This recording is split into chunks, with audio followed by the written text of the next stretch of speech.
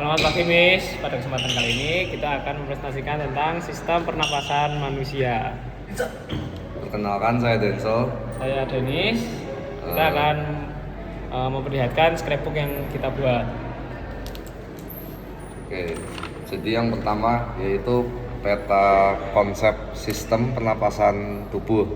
Jadi yang pertama terdapat organ-organ pernapasan, yaitu yang pertama hidung yang terletak di sini, lalu laring yang terletak di sini, faring, yang kedua yaitu faring, dan ketiga yaitu laring, lalu keempat trakea, kelima bronkus, keenam bronkiolus, yang ketujuh yaitu alveolus, dan ke-8 yaitu pulmo atau paru-paru.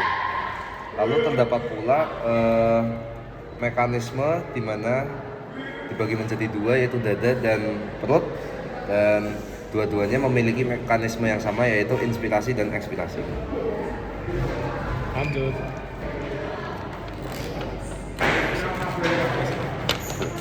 Jadi lalu ini merupakan penjelasan dari organ-organ serta fungsinya, di mana hidung berfungsi untuk menyaring debu dan untuk mengatur suhu udara yang masuk di sistem pernafasan.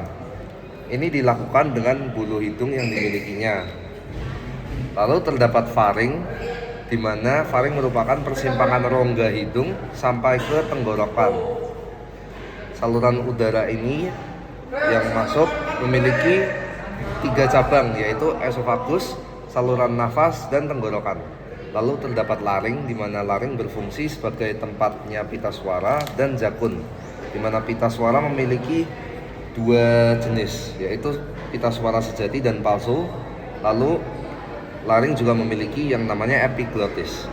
Lalu terdapat trakea yang memiliki panjang 9 sampai 11 cm dengan cincin berjumlah 16 sampai 20. Cincin-cincin ini berbentuk seperti huruf C. Trakea mengirim udara ke paru-paru. Lanjut, di sini ada bronkus yang berperan. Ini ada bronkus itu ada 2, yaitu bronkus sama bronkiolus. Bronkus itu berperan sebagai jalur masuk udara ke paru-paru. Ya, dia itu fungsinya untuk mencegah infeksi yang masuk dan mengeluarkan partikel asing dalam saluran napas. Bronkiolus itu fungsinya untuk mendistribusikan udara ke alveoli dan mengatur jumlah udara yang masuk melalui kontraksi otot. Di sini ada alveolus juga. Alveolus itu kantung udara, fungsinya untuk menyimpan kantung udara mikroskopis di ujung bronkiolus untuk jadi tempat tukar gas. Nah, di sini yang terakhir ada paru-paru yang berfungsi sebagai tempat, kurang lebih itu ada 300.000 alveolus untuk jadi tempat pertukaran O2 dengan CO2. Lalu selanjutnya terdapat mekanisme pernafasan, di mana yang pertama yaitu inspirasi. Proses inspirasi dimulai dengan otot antar tulang rusuk luar yang berkontraksi, lalu dilanjutkan dengan tulang rusuk yang terangkat. Lalu rongga dada membesar sehingga tekanan udara di rongga dada mengecil, lalu udara dapat masuk. Dan lalu terdapat mekanisme ekspirasi, di mana otot antar tulang rusuk dalam berkontraksi dan tulang rusuk kembali ke posisi semula. Lalu rongga dada mengecil dan tekanan udara di dada membesar sehingga udara dapat keluar kembali. Ini merupakan inspirasi dan ekspirasi dari pernafasan dada. Di sini adalah salah satu kasus berita yang sedang dibahas, yaitu kasus ISPA yang meningkat karena polusi udara dan cuaca ekstrim akibat polusi udara dan cuaca ekstrim.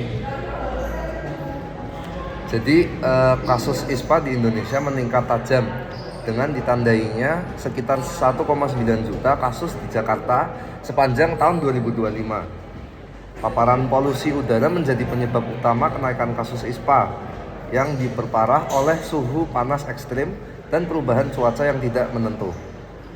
Kondisi ini membuat kasus ISPA jauh lebih rentan dan rawan terjadi, terutama di wilayah padat penduduk. Kasus ini juga menunjukkan kasus polusi udara yang memburuk, terutama karena jumlah penggunaan transportasi bermotor. Jadi hubungannya berita ini dengan sistem pernafasan, yaitu di mana kasus ISPA yaitu penyakit yang menyerang sistem pernafasan yang disebabkan oleh polusi gas yang diinspirasi. Organ yang terlibat yaitu organ-organ sistem pernafasan, terutama pada alveolus di mana pertukaran gas terjadi. Karena ini, dampaknya bagi kesehatan buruk seperti gagal nafas, infeksi paru-paru, sepsis, dan lain-lain yang rawan terhadap kematian. Sekian scrapbook yang kami buat. Terima kasih. Terima kasih.